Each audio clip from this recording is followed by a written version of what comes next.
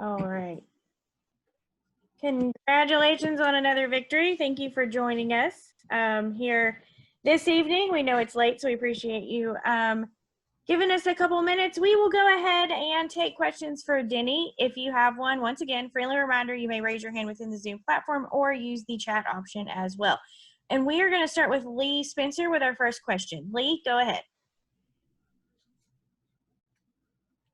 Thank you. Sorry about that. I didn't expect to be first. Congratulations, Denny.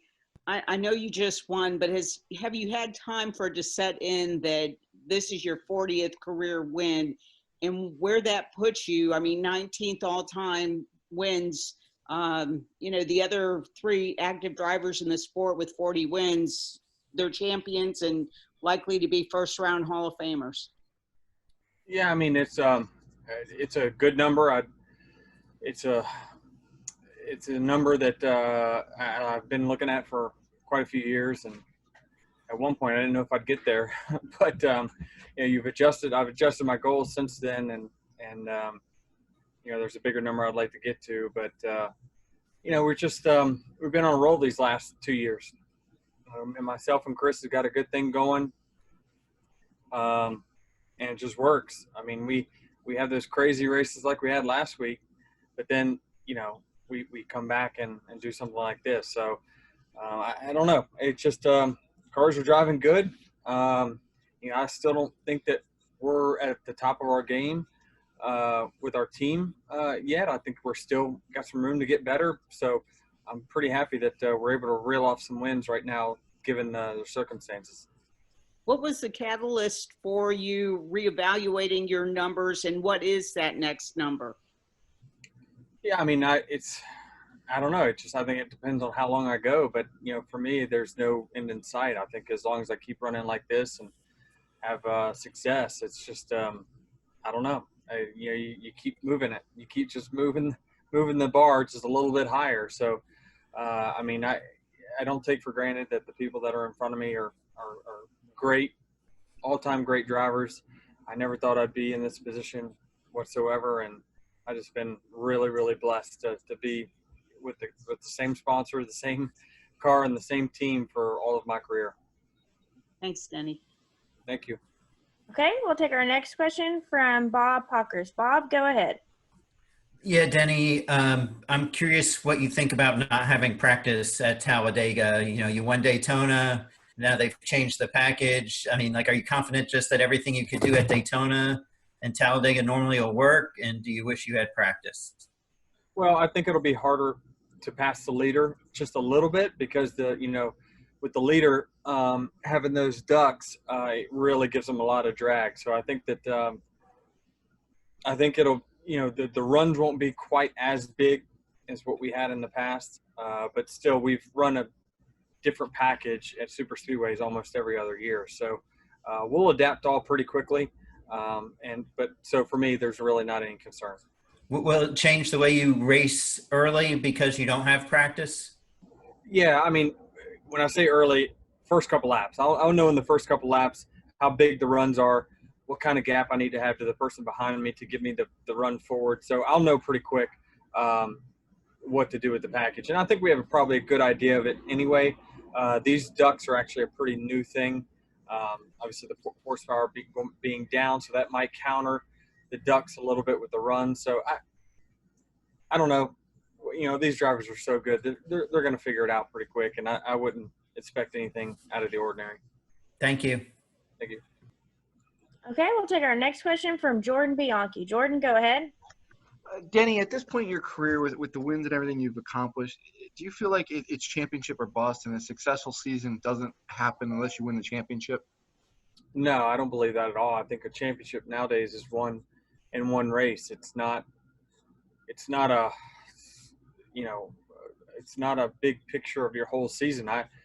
Last season was a great season for us. I would have a season like that every year. I would take that. So won 6 races. We're halfway there already. Should have won Bristol. I don't know how many times I got to say that. Stupid driver. But, I just want to keep winning. That's all I care about is just keep winning. And then almost like any other sport, you just want to win the last game of the season.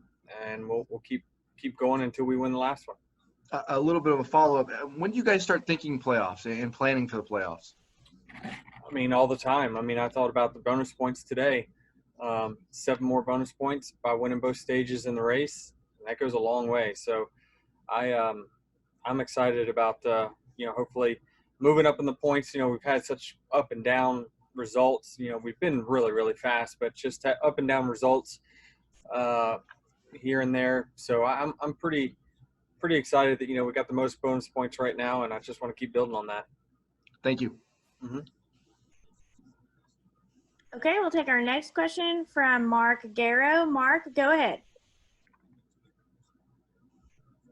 Denny, congratulations. What's it like, for somebody who came from the short tracks and got in this sport, not sure what would happen, and now your name, you're on the all-time win list tied with a Mark Martin. You just passed a Matt Kenseth and a Tim Flock, and other Hall of Famers are within your reach. I don't know. I don't know. I need to think about it. I mean, win number 40 it's special. I can't downplay it. I know how special and how much it means to me. It'll take some time for me to understand what it means to me, and the accomplishment. That's a big number, and it's a number I never thought I would ever get to. So I just I don't know. Those people you mentioned are, in my mind, head and shoulders better than I am. I just have been blessed to have fast cars and be able to execute and do some good things at the right time. And so I never just imagined being, 2006 coming in for the first year and now having 40. Thank you. Okay, we'll take our next question from Jeff Gluck. Jeff, go ahead.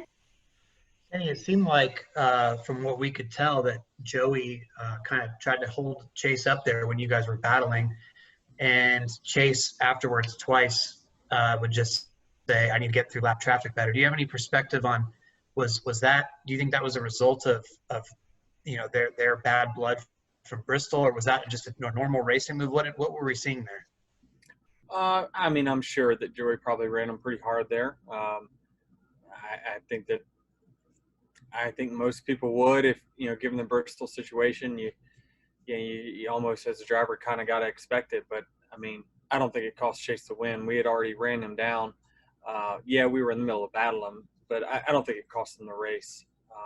But I don't know. Could maybe not. But it's all speculative. But you have kind of ask Joey. I think Joey, the way I saw it, he was very generous to me. and that's all I know, and I appreciated that, and I know I did see that. I don't know that he really ran Chase hard. He just didn't let Chase clear. I think I don't know if he was battling right there for the stay on the lead lap, or maybe it looked like 2 down. I'm rewatching the race, but he just didn't let Chase clear. If Chase could have cleared him, I don't think he really held him up. He just didn't give him the spot. Thanks. Okay, we'll take our next question from Zach with the Pocono Record. Zach, go ahead. Denny, obviously the Xfinity Series had its doubleheader this weekend. Is there anything that do you think that the Cup teams are going to be able to take away from this weekend and apply that to Pocono in a couple weeks? To this racetrack, no, probably not. They're just too different. You'll come with a different type of car build. You'll come with a car obviously with a little bit less drag. This is a track that wears out the tires quite a bit. It's got over 2 seconds of fall off. So Pocono doesn't really relate to it much, but I'm looking forward to the doubleheader. I think we perform really, really good when we can think about things overnight, especially a race, go back and do it again. I love our chances when it comes to races like that. Thank you. Okay, we'll take our next question from Davey Siegel with frontstretch.com. Davey, go ahead. Hey, Denny, the MJ shrug at the end. Don't think we've seen that from you before after a win. Where did that one come from? Well, I knew he was watching.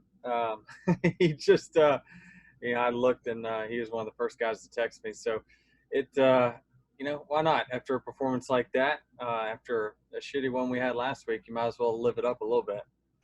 Fair enough. And that also with the McGregor gift that you tweeted after the race, it feels like it seems like you're feeling some type of way after this win. Is it too much to read into the situation to think that the stuff on Twitter this week played into that at all?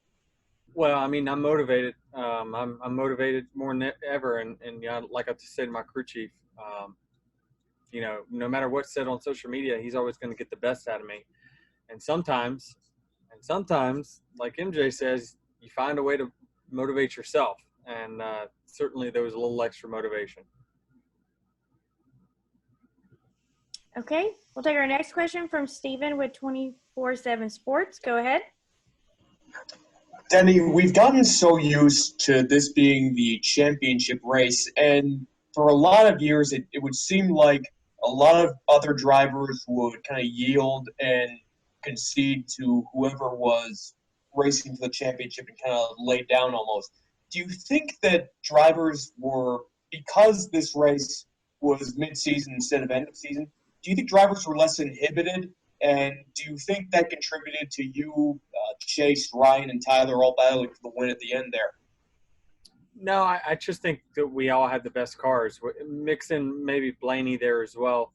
I just thought right from the get-go, all four of us were up front and had the best cars, and that's why we were battling for the win there. And so, it was tough. Some of the lap traffic, it was tough for me to get around, but it's just it's a product of it.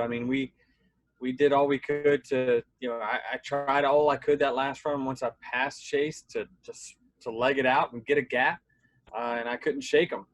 It seems like I was a little gun shy because of what happened at Bristol. I kept pushing when I was in the lead with 10 to go and made a mistake.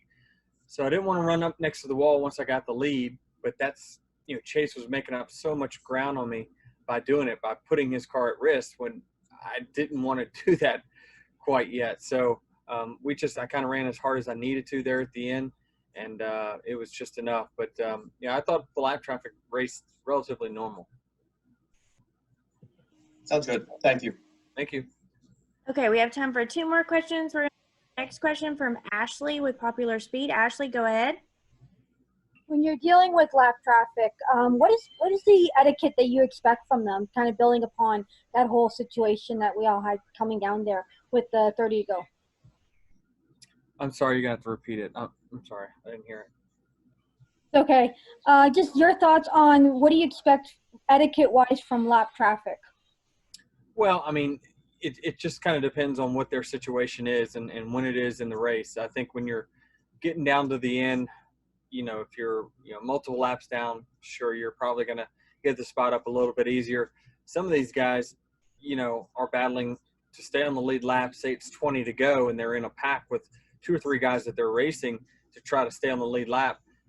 They're going to race you hard. It's up to you as the leader to be fast enough to get around them. And so that's probably a little bit of what Chase was talking about as well. It's, hey, I just got to get better through traffic. I saw him getting tight there and kind of struggling even way before he got to the 22. So it just, lap traffic is just part of racing, and you've got to have a car that works in multiple lanes so you can pass them. And I think that's what our strong suit was, is be able to go to the bottom, make passes, and run the same lap time no matter where we were on the racetrack.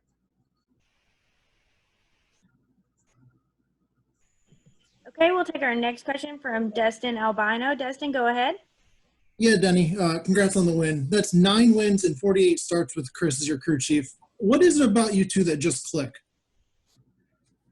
Yeah, I trust him and he trusts me. It just seems like I just trust him to do the job, and he trusts me to do the job. He doesn't second guess me. I don't second guess him. I don't get into the nuts and bolts of the setup. That's his forte, and he doesn't get into the driving aspect that for me. I drive a little bit more unorthodox than what my teammates do, but he just says it's been successful. It's up to me to build the car to go fast the way you do it. So he doesn't ask me to change, and I don't ask him to change, and I think it just works. And he's just a hard worker. He after last weekend, he was pissed off. He was probably more pissed than I was. I just, I left the racetrack, and I'm like, I just got to let it go. And there's nothing I can do about it. I drove it as hard as I can drive it, and we just sucked. And he was on the phone and saying, this is just unacceptable, and I'm gonna have people's rear end, and we're gonna push, and we're gonna make sure we get to Homestead and we go win. And that's more of a rah-rah type speech, but I don't doubt it. I mean, I know that when we get here, he's more motivated, just like I am, especially after a bad week like we had. Thank you. Thank you. Okay. Jeff Cluck, did you have a follow-up question? Yeah, I'm kind of confused about this whole thing with you and LaJoy. Like, is it personal? Like, have you guys, did it start as a joke and it just escalated to that? Like, where does it stand now? Yeah, a little bit. I mean, we had some discussions, and I think that we both took some things personal. I should say we were both pretty sensitive to what the other one were saying. I know Corey enough, and like I said to him, to mess with him.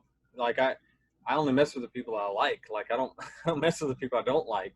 And I think he was sensitive to what I was saying, and then made some remarks that were pretty sensitive to me. I understand his stance, and he understood mine, and that mine was that to win the races that I've won, I didn't have the best car every time. I still have to go out and beat probably some of the best drivers in history that drive for Joe Gibbs Racing, and Stuart Haas and Hendrick and Penske. Like no one gave me anything. My parents had nothing, like nothing. And I got here the old fashioned way. And so anytime you feel like, anyone says, hey, if I had what you had, I could do that. It's offensive. It's a little offensive because personally how hard you worked to get there. So, I took offense to it, and he took offense to the things that I said. So I understand it was a just kind of two guys that were talking about some sensitive subjects, and I think we're okay now. Thanks. Thank you. All right. Well, congrats again, Denny. We appreciate your time, and we wish you the best of luck next week in Talladega. All right. Appreciate it.